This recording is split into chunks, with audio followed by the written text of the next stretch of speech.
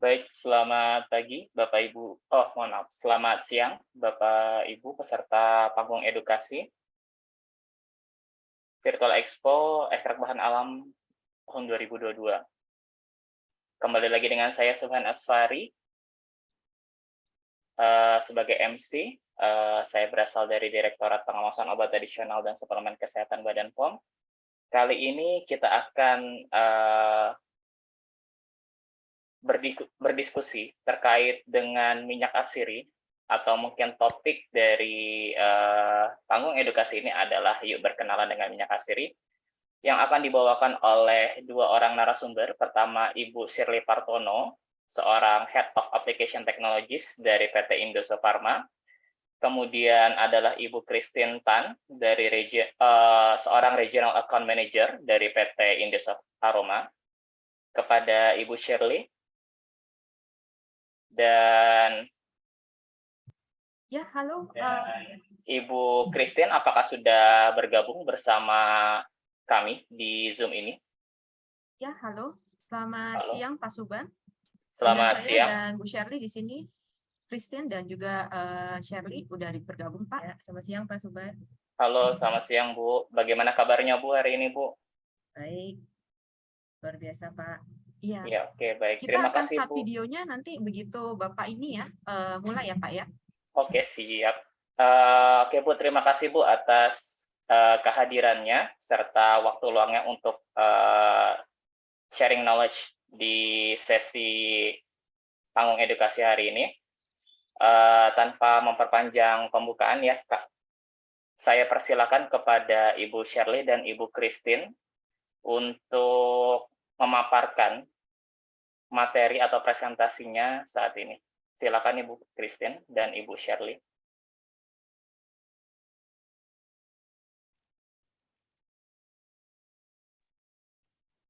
Oke, baik. Sudah muncul di layar kami? Sudah, Bu Christine? Ya, baik. Terima kasih Pak Suban atas pembukaannya selaku moderator, dan terima kasih banyak untuk rekan-rekan sekalian yang sudah bergabung ya bersama kami. Jadi kami akan memulai untuk presentasi hari ini. Kita akan bawakannya seperti diskusi sih. Jadi untuk di pagi hari ini, sebelumnya izinkan kami kembali memperkenalkan diri. Jadi kami berdua mewakili dari PT Indeso Aroma, dengan saya Christine selaku dari Regional Account Manager untuk Business Unit Aroma Ingredients, dan rekan saya Shirley selaku Head of Application Technologies. Kita berdua akan membahas mengenai sesuatu yang lagi tren di dunia pelaku usaha ya sekarang ini, yaitu minyak atsiri, dan kita akan membawakannya dengan cara yang fun, interaktif. Iya. Nah, tentunya untuk diskusi Q&A kita akan sediakan juga di akhir dari diskusi. Jadi tenang aja ya Bapak Ibu sekalian. Juga nanti di akhir akan ada kuis ya, yang mana akan berkesempatan ada 10 pemenang untuk mendapatkan kita punya gift ya. Oke, jadi untuk di pagi hari ini kita selalu pagi ya. Jadi kalau misalkan ucap salam kita tuh selalu selamat pagi gitu. Jadi di pagi hari ini kita akan tetap diskusi mengenai minyak atsiri. Oke, jadi kenapa kita minyak atsiri menjadi pembahasan yang cukup menarik? Karena sebenarnya terutama kalau dari saya pribadi ya, terutama sejak COVID, mulai COVID di Indonesia itu sekitar kapan, Chef? Februari atau Maret ya 2020 ya kalau nggak salah ya. Betul, 2020 pas di announce ada case pertama ya di Indonesia ya. Jadi pada saat itu COVID itu justru membawa seperti pisau ya bermata dua ya. Kadang ada sisi buruknya, tapi di satu sisi dari segi bisnis itu ada sisi baiknya, adalah masyarakat mulai aware, mulai paham betul dengan bahan-bahan yang bersifat natural. Karena bahan natural ini dianggap bisa membawa kesehatan, memberikan kesehatan tanpa ada sakit atau apapun, seperti kayak obat-obatan farmasi seperti itu. Nah, terutama juga setelah pada saat case pertama COVID di Indonesia, kemudian Kementan pun launching nih, dia menginformasikan bahwa adanya uji klinis terhadap eukaliptus di sekitar bulan Mei ya, bulan Mei 2020 ya kalau kita searching di berita ya, kurang lebih gitu. Nah, pada saat itu inquiry atau permintaan untuk eucalyptus oil, minyak atsiri eukaliptus itu sangat tinggi sekali. Ya, betul sekali. Semuanya kayak minta eukaliptus gitu deh. Iya, iya, untuk semua aplikasi ya. Ya. Bahkan sampai sekarang pun kita bisa menemukan seperti kayak floor cleaner pun juga ada juga yang pakai eukaliptus gitu ya. Oke. Nah, kita mungkin nggak akan berlama-lama, itu intro dari kita, karena pada dasarnya untuk topik hari ini kita akan bahas terkait apa sih itu minyak atsiri, kemudian daya tarik, serta cara memilih yang baik dan benar. Ya, nanti kita bisa sharing dari sisi kita, kemudian dari sisi technical juga, lalu kita akan bawakan sedikit case study. Suatu minyak atsiri yang seringkali jadi perdebatan, pertanyaan, karena ada hal-hal yang suka mix up lah untuk pengguna baru, terutama pelaku bisnis baru untuk minyak atsiri. Mau pakai minyak atsiri jadi bahan baku, tapi kadang bingung bedanya gimana, gitu ya. Kita mulai untuk topik pertama pagi hari ini adalah apa itu minyak atsiri. Mungkin Shirley bisa coba sharing ya. Ketika ada pertanyaan nih, share apa sih itu minyak atsiri? Ya, Terima gimana? kasih, Christine. Ya, kan kalau minyak atsiri atau suka dikenal juga dengan essential oil gitu, pada kata dasarnya itu adalah asiri. Asiri itu adalah sesuatu yang sifatnya mudah menguap, jadi atau volatile gitu ya.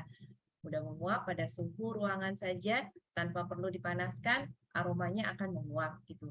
Dan aromanya adalah aroma yang khas dari bahan mentahnya gitu. Nah, bahan mentahnya itu apa? Bahan mentahnya itu sumbernya dari tanaman aromatik gitu. Nah, tanaman aromatik ini tiap bagian-bagiannya ternyata juga mempunyai aroma tersendiri gitu kan, yang khas gitu. Misalnya dulu ya, waktu saya kecil gitu di kebun sekolah, saya ingat itu ada pohon yang daunnya kalau dikremes gitu, kita cium, oh ini wanginya kok minyak kayu putih ya gitu. Cuman diremes gitu aja Iya, ya? Keluar kayak anak-anak minyaknya. kan seneng gitu ya, Oke. nyium, ah wangi nih pohonnya, ada daunnya gitu wangi. Nah itu sumbernya dari daun. Itu contohnya ya tadi eukaliptus ataupun minyak kayu putih. Kemudian ada lagi sumber lainnya seperti dari rimpang atau rhizome, itu contohnya jahe. Kemudian dari akar, contohnya akar wangi. Kemudian yang dari rumput ini misalnya kayak serai wangi, citronella. Yang dari buah-buahan juga ada contohnya lemon gitu. Kemudian juga yang dari getah, resin itu juga bisa memberikan aroma wangi, contohnya frankincense. Jadi pohon nggak cuma dari kayunya, bisa juga dari getahnya ya. Oke. Nah, dari sumber tanaman itu sebetulnya terus apanya gitu kan? Nah, ternyata si tanaman itu memiliki namanya komponen aromatis gitu ya. Komponen aromatis itu merupakan senyawa kimia yang ada di dalam tanaman itu sebagai hasil dari metabolismenya, dan dia mempunyai aktivitas biologis ya. Jadi aktivitas itu ya mungkin bisa bersifat antioksidan ataupun untuk sifatnya antibakteri gitu.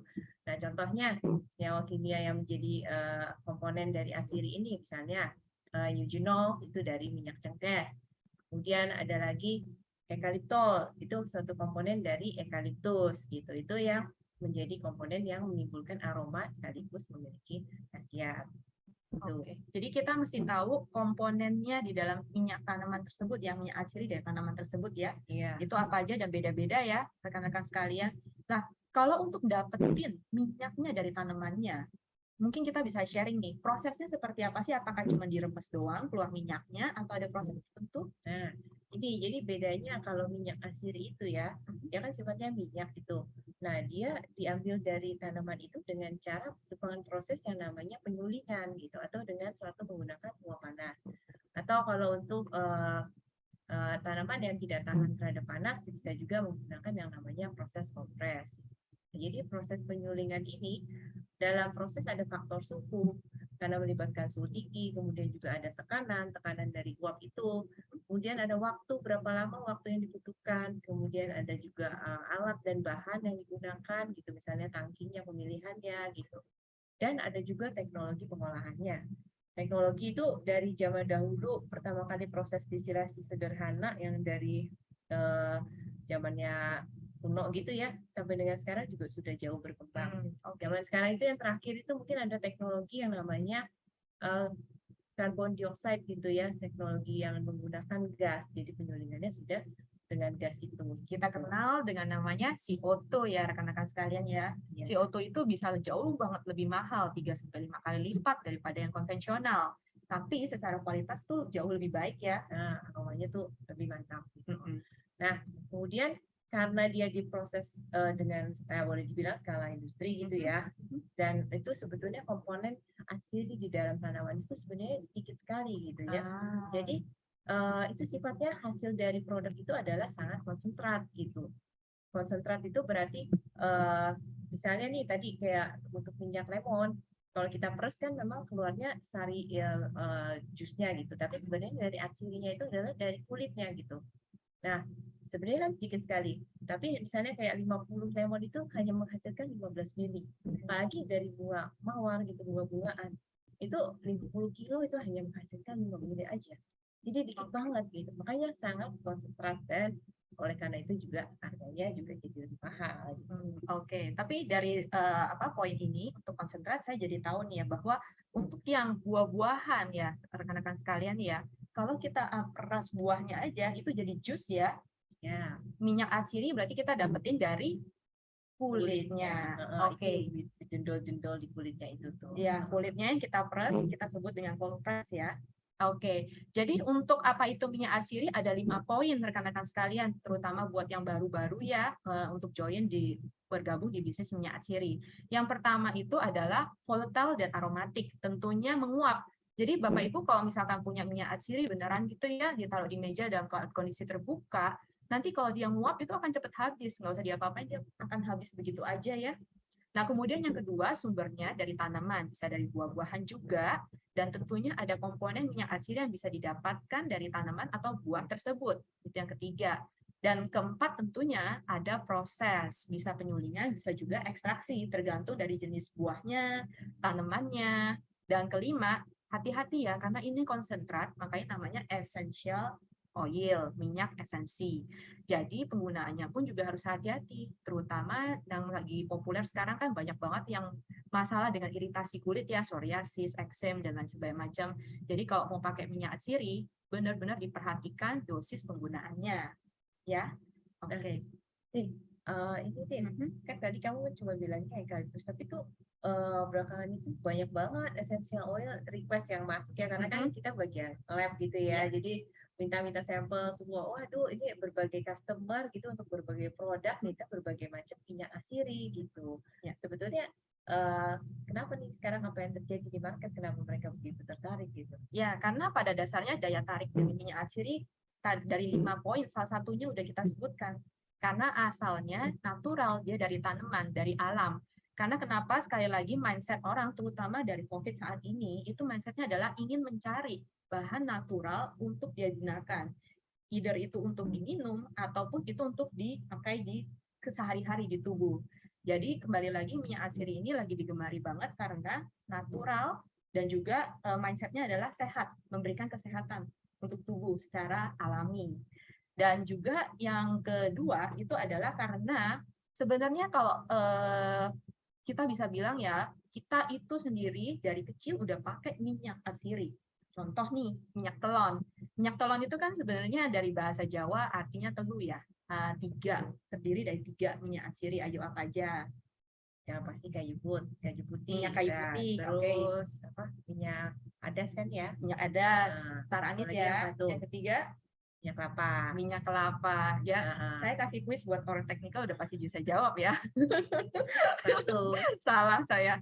Oke, jadi ya minyak telon itu udah biasa banget digunakan oleh kita, dan itu sebenarnya pakai minyak atsiri tanpa kita sadari itu adalah essential oil. Jadi kembali lagi kita sudah paham betul dari kecil kita pakai minyak urut, minyak telon, minyak kayu putih buat dioles-oles, gosok itu adalah untuk kesehatan. Di sisi kami, ketika kami memperkenalkan ke para new user ya, pengguna baru untuk minyak atsiri, saya selalu bagi 2. Ibu, Bapak, ini maunya ke arah mana? Mencari manfaatnya lebih ke arah fisiologis untuk kesehatan, seperti minyak urut, buat banyak gasnya, gastritis, atau buat sakit kepala, atau misalkan antibakterial, atau yang kedua, ini yang kita bagi adalah ke arah fisiologis, ke psikologis. Jadi sekarang bisa dibilang minyak atsiri ini lagi banyak banget permintaan untuk bikin ke arah psikologis. Ya, orang suka cari buat di diffuse gitu ya. Ya, menenangkan, relaxing, refreshing, yang lucunya lagi sekarang itu adalah buat ini, ningkatin appetite, meningkatkan nafsu makan, ada juga untuk menurunkan nafsu makan, ya. Jadi dengan mencium aja dia udah kenyang gitu. Kita ada dapat beberapa kali project seperti itu ya. Kemudian juga ada yang untuk fokus gimana. Jadi apa aja sih minyak asiri yang memang bisa memberikan manfaat untuk lebih ke arah fokus. Itu salah satunya kayak rosemary. Terus ada juga essential oil yang memang ada jurnal atau literaturnya dia untuk demensia segala macam. Jadi itu yang kita sebut ke arah psikologis. Dari aromanya saja dia bisa memberikan manfaat. Itulah yang disebut dengan aromaterapi. Ingat healing. Healing ya, hashtag healing ya, atau me time gitu kan. Jadi itu benar-benar tren banget ya saat ini ya untuk healing menggunakan minyak atsiri. Nah, itulah poin kenapa saat ini banyak banget inquiry untuk minyak atsiri. Oke, sekarang kalau untuk memilih minyak atsiri yang berkualitas itu ya. Iya, betul sekali. Ini aku pengen juga tanya sama Shirley. Kamu kan sering banget kita kasih nih ya, kita ketemu sama customer, lalu kemudian mereka mempertanyakan ya di market, ini sebenarnya minyak asirinya ini pure apa enggak? Gitu. Kemudian, loh kok harganya murah banget, padahal sebutnya essential oil, kayak gitu kan. Terus kemudian, kok aromanya beda sih sama yang biasa aku terima? Sering banget dapat pertanyaan kayak gitu ketika kita memberikan essential oil. Lalu pertanyaan aku nih ke Shirley, kalau milih minyak atsiri yang berkualitas itu gimana sih kira-kira point of view-nya aja, yang poin-poin pentingnya aja ya. Ini Grace, saya kasih poin-poinnya nih ya. Jadi kan tadi kita udah tahu bahwa minyak atsiri itu sumbernya dari tanaman gitu ya. Jadi tentunya yang berkualitas adalah yang benar-benar murni dari sumber tanaman yang juga berkualitas baik dan ada prosesnya, diproses dengan baik dan benar. Nah, itu udah mantap tuh hasilnya. Jadi source-nya oke, terus juga prosesnya oke, hasilnya otomatis bisa oke, berkualitas. Nah, ada lagi faktor lainnya bahwa itu sebaiknya tanpa adulterasi, dalam arti tidak ada ditambahkan zat lain yang tidak seharusnya ada di dalamnya gitu ya. Sintetik ya? Aditif. Atau karena soalnya praktek-praktek seperti ini ya cukup sering terjadi gitu ya, tentunya dengan tujuan untuk kayak mengoplos membuat harganya jadi lebih murah gitu misalnya kan. Nah, kemudian ada juga yang namanya kita harus menghindari kontaminasi gitu. Karena kan prosesnya cukup panjang ya, dari awal dari dia diambil dari tanamannya sampai dengan dia menghasilkan menjadi produk di dalam botol, itu ada panjang prosesnya. Nah, itu perlu dijaga, jangan sampai juga terjadi yang namanya kontaminasi gitu. Karena kalau udah terjadi kontaminasi, aroma lain bisa akan masuk ataupun zat lain misalnya kayak plastik atau apa gitu, itu kalau masuk ke dalam ya itu jadinya menurunkan kualitas minyak atsiri. Kemudian juga jangan sampai ada degradasi gitu, karena minyak atsiri ini kan juga mudah teroksidasi gitu ya. Jadi dia harus dijaga dalam kondisi fresh dan belum ada penurunan kualitas. Jadi otomatis bisa khasiatnya bisa maksimal gitu. Oke. Share, aku ada pertanyaan nih ya. Seringkali customerku juga bertanya, jadi Bu, nyimpennya itu gimana yang baik dan benar? Menyimpan essential oil.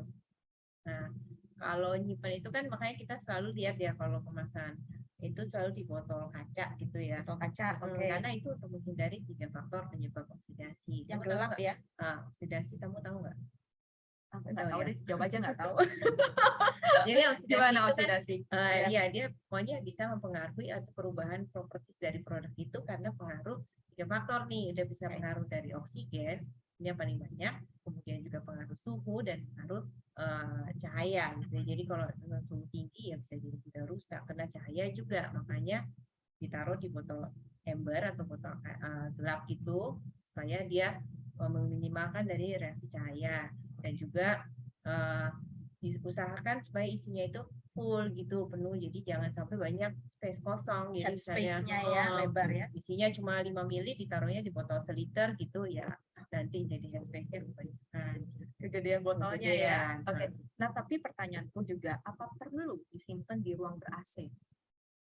Oh, itu lebih baik kalau menyimpan di ruang ber-AC itu, karena kan sebetulnya nggak perlu harus yang cold gitu ya, yang penting cool room temperature itu karena dia akan menjaga si essential oil itu dalam kondisi suhu yang istilahnya optimal gitu.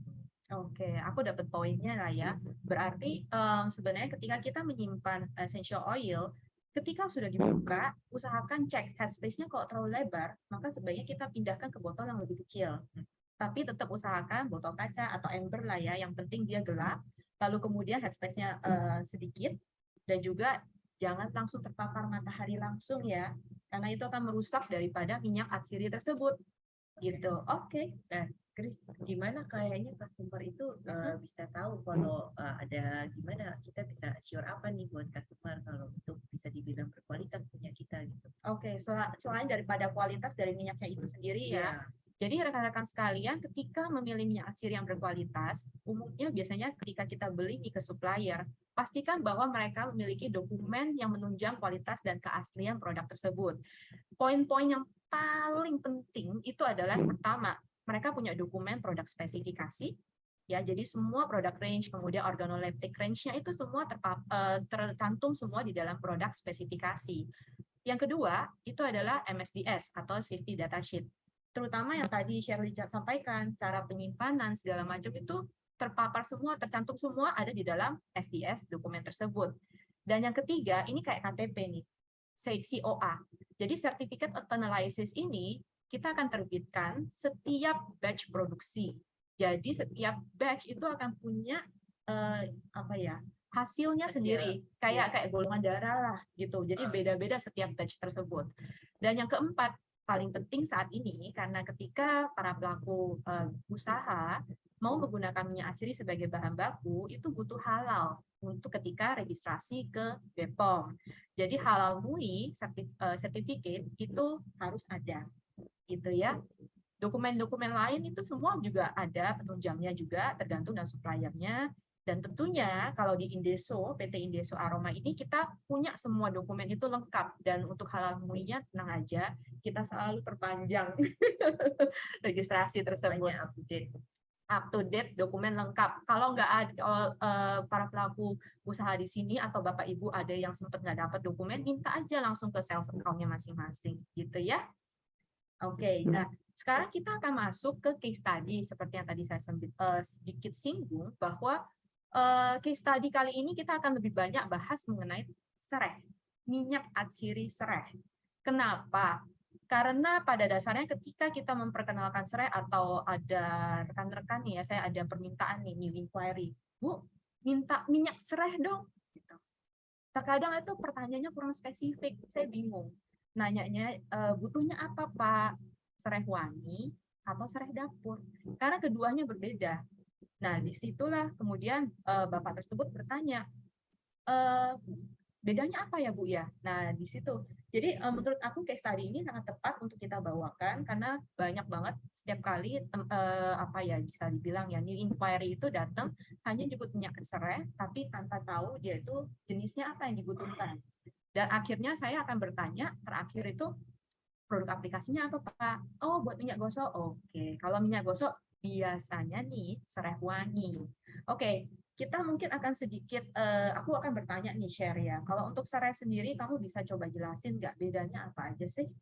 Ya selain sereh wangi, sereh dapur tuh bedanya ada lagi nggak yang perlu kita perhatikan? Oke, thanks, Chris.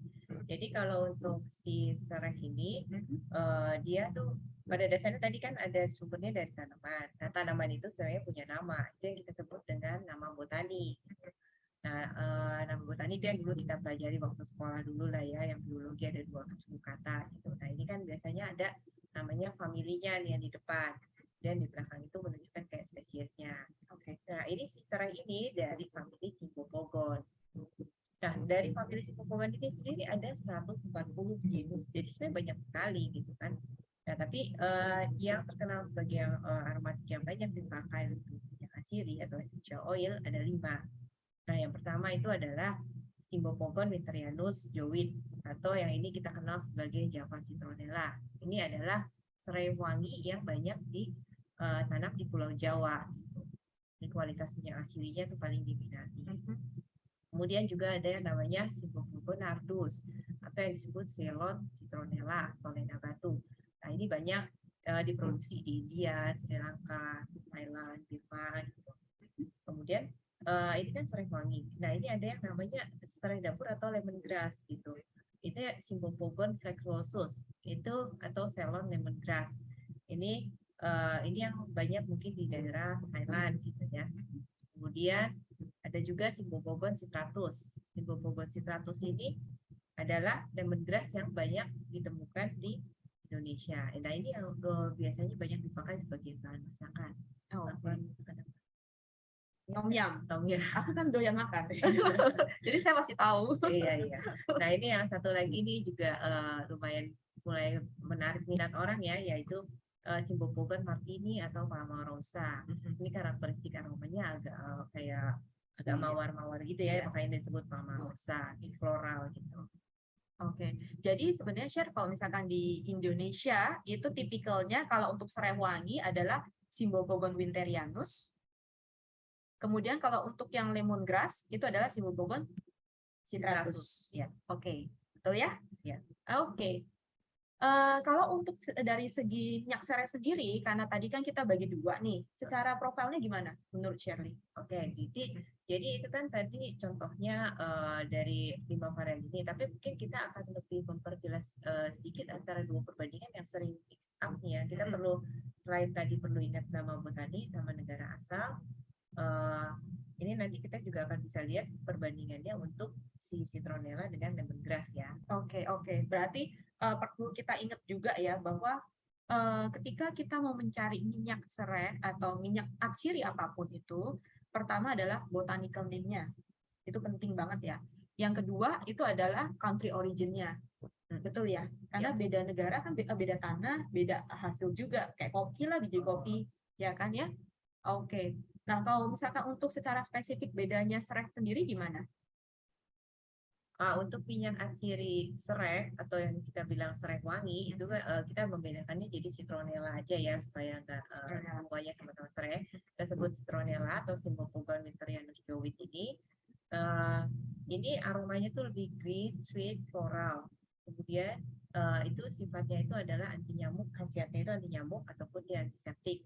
Dan dari kandungannya itu main komponennya adalah misalnya citronellol, geraniol, itu dari derivatifnya itu banyak menjadi komponen untuk parfum. Gitu.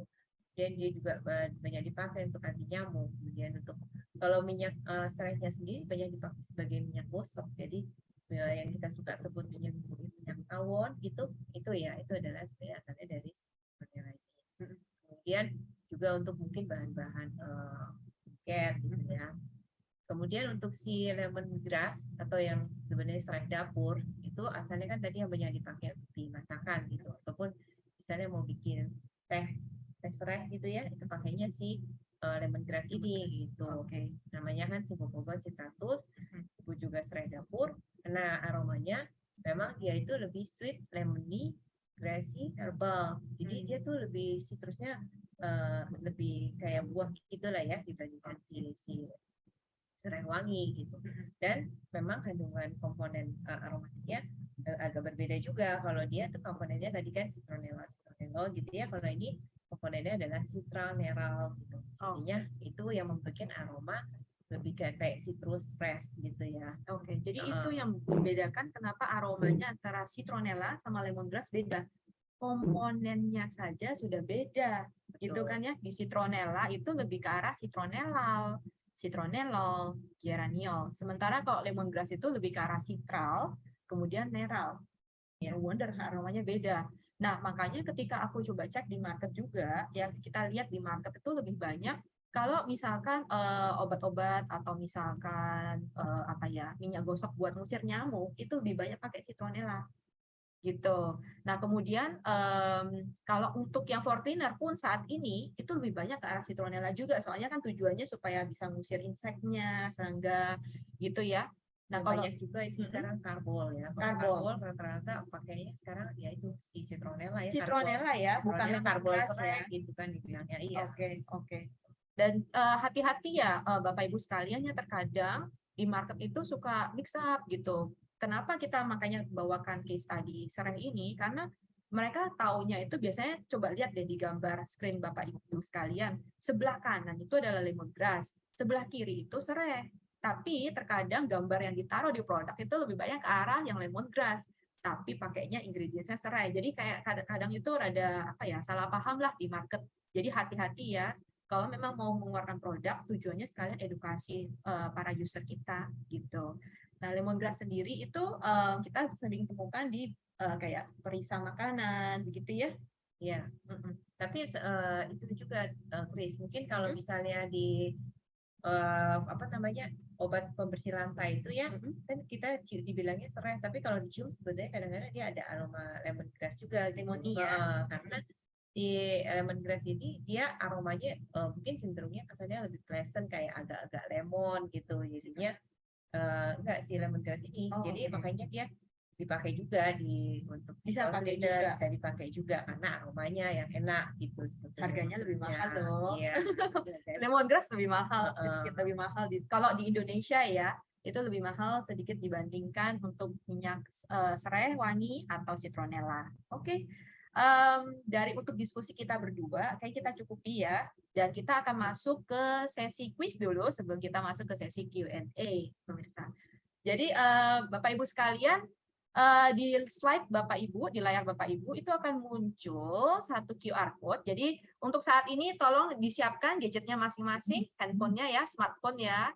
Diusahakan minimal smartphone yang bisa scan untuk QR code. Jadi kita akan tampilkan QR code dalam 5 detik ke depan. Udah siap nih Bapak Ibu sekalian? Oke.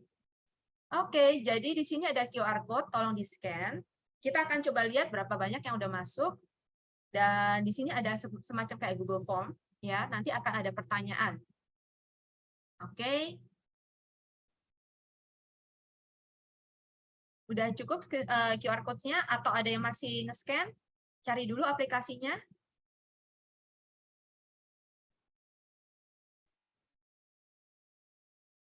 Oke, udah cukup.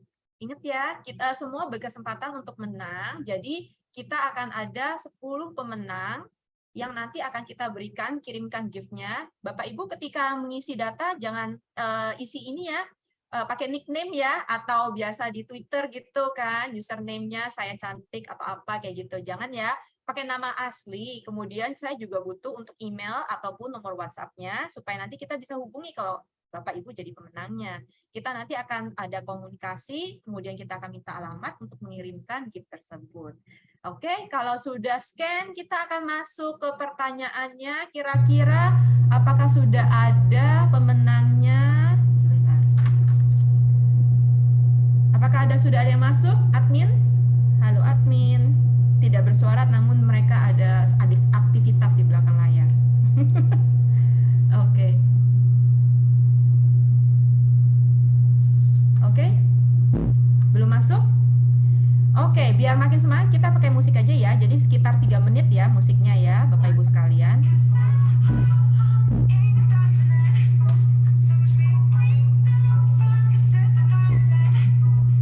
Sampai musik habis ya, kira-kira.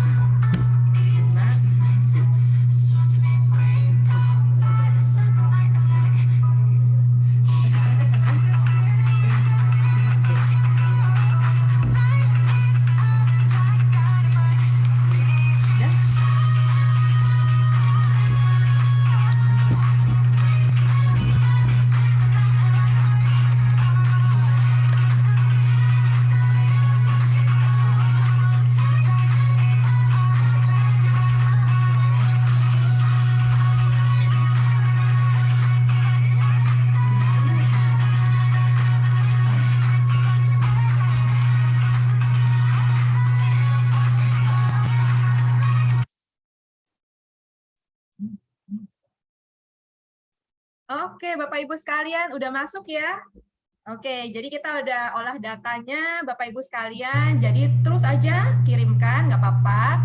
Kita akan tunggu karena kita akan masuk ke sesi Q&A. Nanti di akhir kita akan umumkan pemenangnya ya, 10 pemenang. Siapa tahu Bapak Ibu pemenangnya. Oke, silahkan untuk moderator kembali. Halo.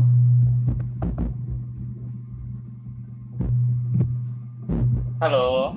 Ya, halo Pak. Pak Subang. Ya, sorry. Oke. Bagaimana, Bapak Ibu? Apakah ada pertanyaan setelah sesi kuis dari Bu Christine dan Bu Shirley?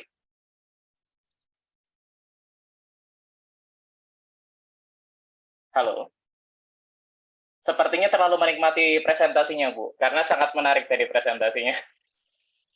Iya, mungkin masih belum bisa move on ya Pak ya, nggak apa-apa. Jadi mungkin Bapak Ibu ada yang mau ditanyakan atau jadi kira-kira apakah sudah jelas atau mungkin ada hal-hal yang masih bimbang gitu terkait minyak atsiri, gimana sih kita mau coba mulai pakai minyak atsiri segala macam? Ada Pak? Ibu, pertanyaan silakan. Di kolom chat, kalau nggak ada kita akan coba bahas sambil kita nunggu deh ya. Di kolom chat pertanyaannya karena kita terlalu jelas banget ya pertanyaannya ya. Kita akan coba. Oke, boleh. Jadi kita ada pertanyaan. Kamu coba jelasin. Apa bedanya minyak atsiri sama parfum?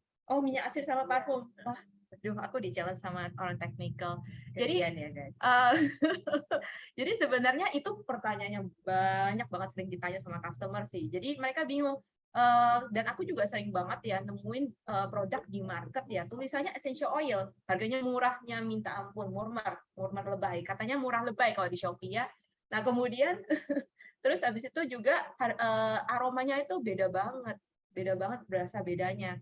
Nah jadi untuk apa namanya minyak atsiri itu dia sama parfum dua-duanya ada aromanya ya, aromanya pleasant, sangat-sangat apa namanya enak lah, kita bilang pleasant itu menyenangkan ya. Tetapi yang membedakan adalah minyak atsiri, minyaknya itu kita bisa dapatkan manfaatnya ya kayak tadi, either itu untuk terutama lebih ke arah untuk fisik atau psikologi, fisiologis gitu. Jadi untuk kesehatan. Sementara kalau misalkan untuk fragrance, parfum itu hanya aromanya yang pleasant, tetapi dari minyaknya itu tidak ada manfaatnya. Umumnya nih ya, kalau misalkan aku sering jelasin ke customer, umumnya kapan sih kalau pakai fragrance atau pakai minyak atsiri? Nah, kalau pakai fragrance, contoh mau bikin deterjen atau misalkan untuk cuci pakaian, itu kita pakainya parfum, jangan pakai minyak atsiri, mahalan gitu kan ya. Kenapa? Kita butuh aromanya untuk masking dan active ingredients-nya itu dari chemical-nya gitu sih. Tapi kalau misalkan kita mau bikin produk personal care, kemudian kita mau bikin kayak rubbing oil, itu cocok banget kita pakai minyak atsiri. Tapi memang juga kadang ada customer yang memang pengen dong aku tambahin sedikit parfum ya, fragrance ya, buat nge-boosting blooming aromanya. Itu bisa juga. Tapi kembali produknya itu yang ada manfaat untuk kesehatan ya pakai minyak atsiri, jangan pakai parfum. Ya. Saya tambahin dikit mungkin ya, Chris ya. Jadi Boleh. kalau kayak terutama kan kalau minyak atsiri tadi tuh diambil murni dari tanamannya itu gitu ya. Jadi apa adanya diambil tuh aromanya, komponen aroma yang ada itu adalah dari tanaman. Sedangkan kalau parfum itu merupakan satu komposisi blending gitu. Jadi berbagai aroma chemical, aroma ingredients gitu ya.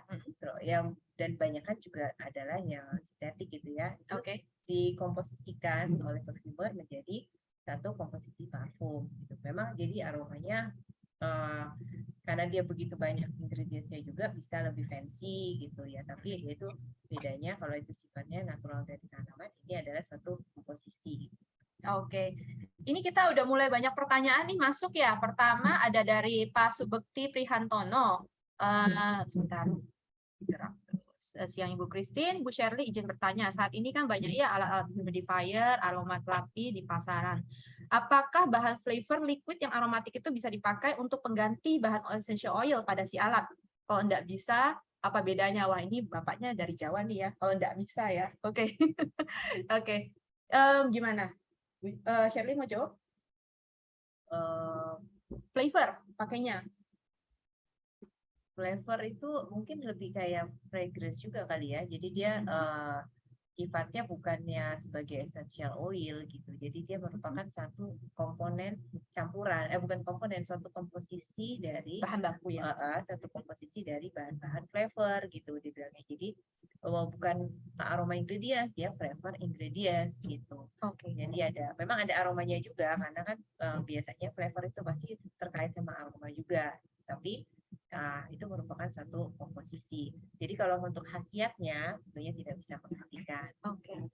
Tapi ya, mungkin kalau dari pertanyaan ini ya, aku mungkin sedikit kasih gambaran karena flavor itu sering kali ya disalahartikan. Flavor itu bukan fragrance ya, Bapak Ibu sekalian ya. Flavor itu lebih ke arah untuk perasa, ya kan? Bahan baku untuk perasa, untuk lebih ke arah food, makanan, F&B, food and beverage.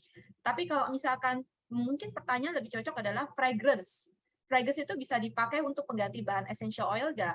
Kalau untuk cuma sekedar aroma saja, itu bisa, Pak Subukti ya. Tapi kembali lagi, hanya aroma. Present aja. Tapi kalau misalkan contoh nih, Pak Subukti aku mau nge-diffuse supaya aku tuh lagi demam flu gitu. Nah, kalau Pak Subukti pakainya peppermint parfum, nah itu manfaatnya tidak akan sampai efektif sekali karena pada dasarnya 1,8 sineol dari peppermint itu sendiri itu yang bagus untuk respiratori, atau misalkan eukaliptus ya. Eukaliptus itu juga bagus untuk respiratori, makanya kenapa kan Kementan kan launch eukaliptus tersebut. 1,8 sineol itu sendiri yang memang memberikan manfaat untuk kesehatan, jadi tidak bisa digantikan oleh parfum. Kalau untuk aroma yang enak aja present bisa, gitu ya. Kejawab ya Pak Subekti, kalau nggak kejawab nanti tanya lagi boleh. Kemudian lanjut bagaimana dari Pak Galih Nur Afnani. Bagaimana mengetahui minyak asiri yang dijual di pasar betul-betul asli? Apakah ada ciri khusus untuk membedakan dari yang sintetis? Ya ini cukup sulit sih ya. Tadi memang kita bilang seperti itu ya faktor-faktornya, tetapi memang membutuhkan kejelian ya untuk bisa mengakui itu gitu karena kalau untuk yang memang sudah lama berkecimpung gitu dia mungkin akan sensitif menangkap adanya ketidakaslian gitu ya, misalnya dari aromanya misalnya, jadi oh biasanya aromanya seperti ini gitu tapi kenapa ini seperti ada sedikit penyimpangan gitu kan, atau pas di kulit terasa lebih lengket gitu. Nah ini perlunya adanya pengamatan parameter ya. Kalau misalnya di kita itu tadi yang ada di dokumen-dokumen kita ada yang namanya physical properties juga, jadi ada yang namanya specific gravity, refractive index itu untuk membantu melihat parameter propertiesnya gitu. Jadi kalau memang dia sesuai ya berarti dia di situ. Itu di samping dengan pengamatan aroma gitu ya. Oke. Karena kalau untuk pengamatan aroma kadang memerlukan pengalaman juga untuk mencium aroma itu. Ya. Ini aku dari pengalaman aja ya, Bapak Ibu sekalian ya. Kalau Bapak Ibu mau tahu LV ya, misalkan Louis Vuitton, yang asli itu kayak gimana? Sebaiknya datang ke toko dulu, cari yang aslinya kayak gimana. Ketahui dulu yang the best-nya, high grade-nya itu kayak gimana. Nanti ketika kita temukan yang di bawahnya, pasti akan bisa bedain. Jadi sebaiknya cari dulu yang memang high quality gitu untuk essential oil tersebut. Nanti ketika di pasaran tahu oh ini loh lavender misalkan kayak cengkeh aja gampangannya, cengkeh ini aroma cengkeh ini yang baik itu kayak begini loh ya kan. Tapi nanti ketika di pasaran oh iya aku pernah cium cengkeh yang obat yang paling bagus tuh kayak gini nih, aromanya beda nih yang ini kayak gitu. Atau kalau yang gampangnya ya Bapak Ibu sekalian ya, udah cari aja reliable supplier. Bisa juga ke Indeso, PT Indeso Aroma. Kita semua essential oil kita sudah lengkap dengan dokumen nanti kita sampaikan. Jadi Bapak Ibu bisa langsung minta sampelnya ke kita ya untuk self account-nya. Oke, next-nya ini ada pertanyaan lagi. Mungkin kita akan coba jawab 2 pertanyaan lagi ya. Khawatir nanti kalau Pak moderator, kalau misalkan memang waktunya habis, kasih tahu aja ya. Oke Bu, waktunya sampai 15.00 Bu, mungkin bisa lebih dari 2 pertanyaan ya. Sorry Pak, gimana? Halo. Ya, waktunya sampai pukul 15.00, jadi bisa disesuaikan jumlah pertanyaan yang bisa dijawab. Baik, oke, terima kasih Pak moderator untuk tambahan waktunya. Jadi untuk ini ada ini. Oh oke. Ada pertanyaan dari Pak Hartono, bahan yang sudah disuling apa masih bisa dimanfaatkan? Atau saya ya, saya kasih ke ini Bu Shirley terus. Oke, baik. Bahan yang sudah disuling apa bisa dimanfaatkan? Jadi sebenarnya gini, ketika sudah disuling, biasanya kan ada byproduct-nya. Oke, ketika proses penyulingan itu akan ada minyak dan juga ada airnya. Nah, byproduct-nya itu airnya kita sebut dengan hydrosol. Hydrosol itu masih bisa kita manfaatkan ya, Pak Hartono ya, atau Bapak Ibu sekalian ya. Jadi biasanya kita bisa bikin kayak face mist, ya spray mist dan lain sebagainya macam. Dan itu masih ada terkandung komponennya yang tadi sempat Shirley sampaikan juga di dalam waternya atau airnya tersebut. Seperti itu. Atau mau mungkin tambahkan, Shirley? Silakan. Kalau mungkin maksudnya itu kan tadi dari segi hasilnya gitu ya. Tapi kan ini kalau misalnya dari bahan bakunya bisa juga sih. Jadi misalnya dari kayak masukin apa namanya akar wangi gitu ya di dalamnya gitu kan. Akar wangi itu dimasukin, diambil minyaknya, tapi akar wanginya itu sendiri masih utuh gitu. Dibuat anyaman, Nah, aircraft, itu. dijual, ya kan? Cuman ya memang aromanya sudah keluar, sudah nggak ada. Ya. Tapi sebenarnya bentukannya itu masih utuh. Gitu. Masih ada sisa kok, Masih aromanya masih ada sisa masih ada kok. sisa sedikit. Gitu. Ya masih bisa, tapi tentunya bukan untuk sesuatu yang aroma kuat lagi. Iya, iya. Kayak kopi biji kopi juga loh. Ya, Ketika kita udah biji dari ekstraksi, ekstraksi ya, ya. itu serbuk kopinya, sisanya ampas Ampas. kopi Iya. itu masih berhasil bisa untuk scrub. Iya, betul sekali. Jadi kira-kira menjawab ya, Pak Hartono. Next-nya pertanyaannya dari Pak, udah ya? Ini? Oke. Dari Bu Elsa. Bu, contoh bahan solvent untuk aromaterapi apa saja ya Bu? Kemarin saya diminta pakai VCO, virgin coconut oil ya. Kan oily banget, terus dipakai grape oil, grapeseed mungkin ya ini yang dimaksud. Kan mahal banget ya Bu. Kira-kira menurut Ibu apa saja contohnya? Ini aplikasinya apa Bu ya? Kalau misalkan, soalnya kalau sebutnya aromaterapi, saya anggapnya itu Ibu mau diffuse. Oke, kita karena ini mungkin sedikit kurang jelas, kita tambahkan aja. Anggap aplikasinya adalah untuk minyak gosok aja. Buat diffuse sama kita minyak gosok biar menjawab nih pertanyaannya. Kalau misalkan diffuse dulu nih, diffuse tetes. Nah, kita nggak sarankan Ibu pakai carrier oil karena kalau misalkan di diffuse, carrier oil itu kan mengandung fatty acid ya. Jadi dia nggak akan bisa apa istilahnya menguap dengan baik dan benar gitu loh. Nggak akan terangkat. Tapi kalau yang Ibu maksud adalah ke rubbing oil, nah, mungkin boleh kasih cara? Kalau di rubbing oil tadi kita kembali ke poin konsentrat tadi ya, karena memang dia sifatnya sangat konsentrat. Jadi memang kalau untuk pengaplikasian langsung di kulit itu diperlukan yang namanya minyak pembawa atau carrier oil. Salah satunya adalah si PCO ini. Atau selain PCO sebenarnya yang coconut oil biasa juga bisa, cuman memang ada potensi lebih resin. Kemudian yang umum juga dan tidak terlalu mahal mungkin bisa kayak minyak olive ya, Minyak zaitun. minyak zaitun gitu. Ada yang namanya perasan terakhir atau dengan pomace olive oil gitu. Itu banyak dipakai untuk campuran gitu. Kalau yang mau yang lebih mahal mungkin ya ada juga seperti sweet almond oil atau kemudian juga jojoba oil gitu selain dari grapeseed oil ini. Ya. Nah, kalau untuk rubbing oil ya Bu ya, kalau melihat dari sisi harganya, price ekonominya, sebaiknya pakai coconut sih bisa Bu. Cuman kendalanya kadang ya coconut itu dia ada warnanya, rada golden gitu loh. Nah, makanya kenapa minyak gosok itu kan sering banget ada warnanya lebih ke arah golden gitu ya. Kalau coconut VCO oke, memang betul oily. Tapi kadang hati-hati ya karena dia kalau kena suhu tertentu itu dia bisa kayak membeku gitu loh di dalamnya, kayak muncul putih-putihnya kayak gitu, kayak minyak goreng masukin ke kulkas lah modelnya kayak gitu. Tapi kalau misalkan Ibu bilang untuk skincare, face care gitu, hati-hati ya, tipe kulit kan macam-macam, ada yang oily, ada yang sensitif, ada yang normal, ada yang dry. Nah, itu beda-beda banget carrier oilnya. Ya, oke.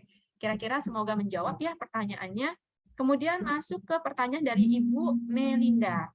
Maaf mau tanya, yang membuat bingung itu persentase minyak asiri dalam satu campuran. Apakah betul sekitar 3% saja? Tapi saya melihat di campuran minyak telon itu banyak dan juga di minyak angin aromaterapi ada yang 5% pencerahannya. Nah, boleh nih silakan. Makanan sehari-harimu, Bu.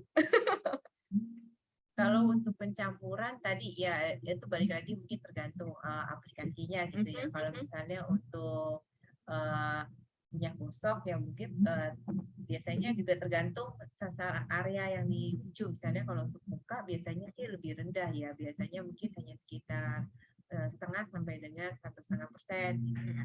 Tapi kalau untuk di badan bisa lebih tinggi, mungkin bisa sekitar 3 sampai 5%. Di badan ya, Kalau 3 sampai di 5%. badan. Oke. Ya, tapi kalau untuk minyak telon sendiri, dia memang terlihat kayak komposisinya hanyalah minyak atsiri itu sendiri gitu ya. Cuman sebetulnya dia juga kayaknya juga nggak semurni itu juga. Jadi bukan berarti dia kayu putihnya benar-benar yang 100%. Kemudian juga apa tuh namanya minyak fennelnya atau star anisnya itu juga 100% gitu. Tapi kan dia juga ada tambahan lagi dengan si minyak kelapa itu sebagai pengencernya juga sebetulnya. Oke. Nah, paling saya tambahkan sedikit, Bu Melinda atau Bapak Ibu sekalian, kalau misalkan mau apa namanya essential oil dipakai untuk topical terutama ya, dioles di kulit, itu hati-hati.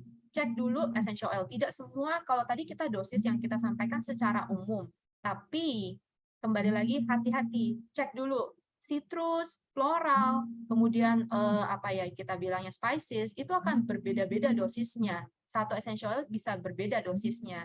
Terutama kayak citrus contoh ya. Citrus itu hati-hati karena kayak contoh lemon oil. Kita nggak mention di sini tapi lemon dan minyak lemon itu dia cukup apa ya bisa mengakibatkan iritasi di kulit atau fototoksik seperti itu sih kurang lebih.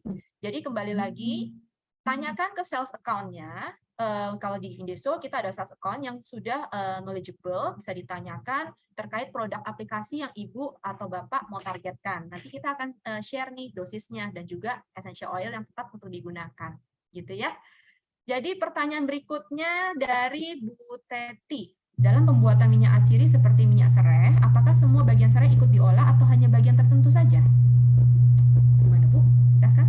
Kebetulan kalau untuk minyak serai ini dia kan sifatnya rumput ya, tanaman rumput. Jadi memang diambil satu rumput itu gitu.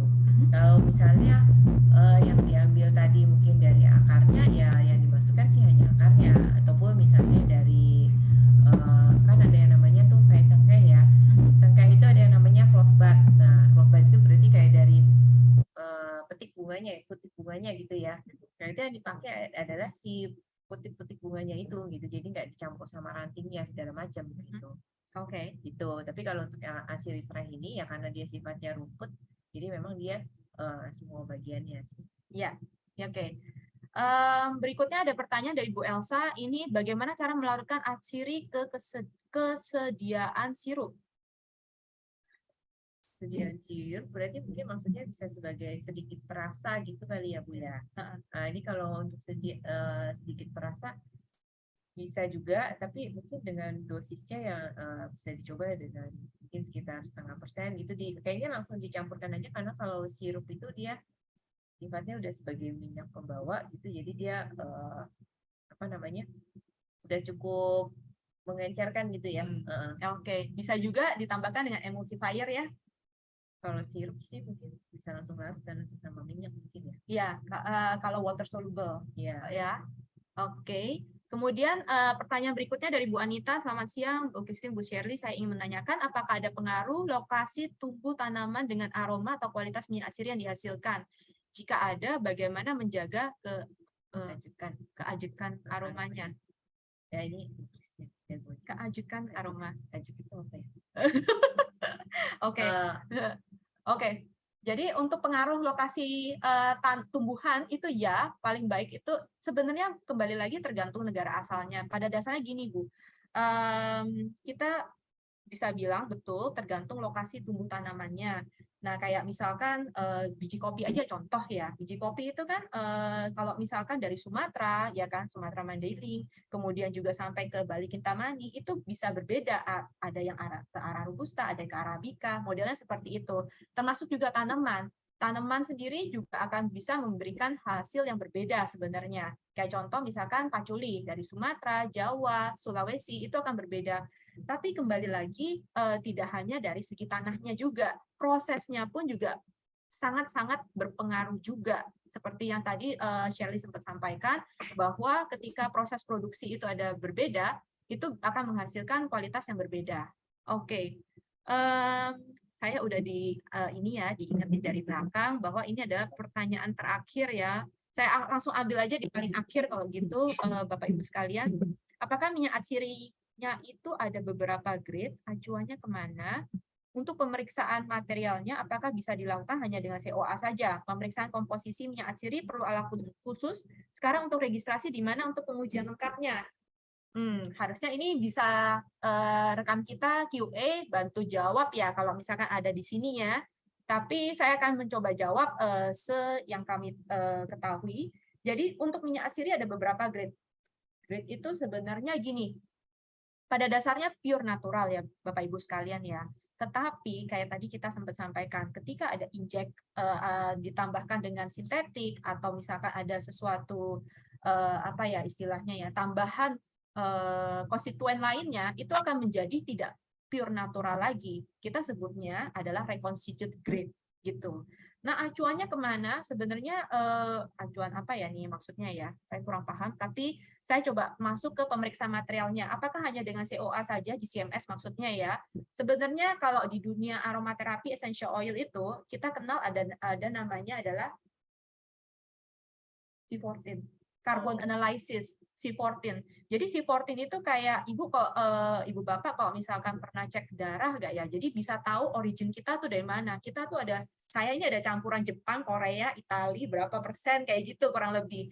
Jadi ada namanya C14C14 carbon analysis yang bisa lebih tinggi lagi daripada GCMS yang bisa ngecekin lebih detail lagi.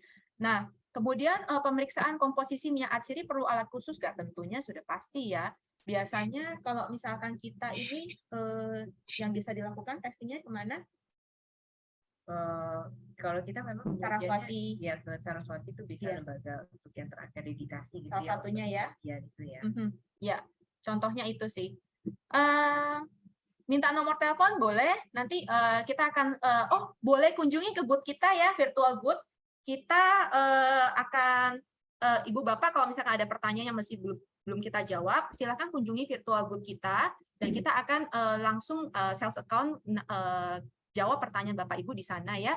Jadi ini ada 10 pemenang kita udah sampaikan. Yang pertama adalah Ibu Anita Rahmawati, yang kedua Bapak Bagus Hadi Saputra, yang ketiga Ibu Ranindita, keempat Bapak Muhammad Faizin Akbar, kelima Bapak Galih Nur Afnani, keenam Bapak Vincent Cahya Saputra, ketujuh Ibu Sumiati Sugita, ke-8 Ibu Sali Novilawati, 9 Ibu Febi Andriani, dan ke-10 Bapak Benediktus Prasetyo. Selamat Bapak Ibu sekalian. Nanti kita akan kontak ya. Nanti saya akan kontak langsung. Juga ada tim kita dan kita akan minta email, WhatsApp-nya ya bisa by email, bisa juga by WhatsApp. Nanti kita akan minta alamat pengirimannya. Kita kirimkan gift kita. Oke, dari kita cukup sekian. Terima kasih untuk partisipasinya dan atensinya. Mungkin kita akan kembali ke Pak Suban. Silahkan Pak. Baik, Bu Christine dan Bu Shirley, terima kasih atas sharing knowledge-nya. Sangat menarik, Bu. Salam wangi. Oke. Baik, sekian dari saya. Mohon maaf jika seandainya ada kekurangan selama membawakan acara ini. Sampai bertemu kembali di acara atau sesi panggung edukasi berikutnya. Pada tanggal 11 ada dari Indofarma terkait dengan bagaimana cara memilih ekstrak bahan alam yang baik. Baik, saya tutup. Selamat siang. Assalamualaikum warahmatullahi wabarakatuh. Terima kasih. Waalaikumsalam. Selamat sore.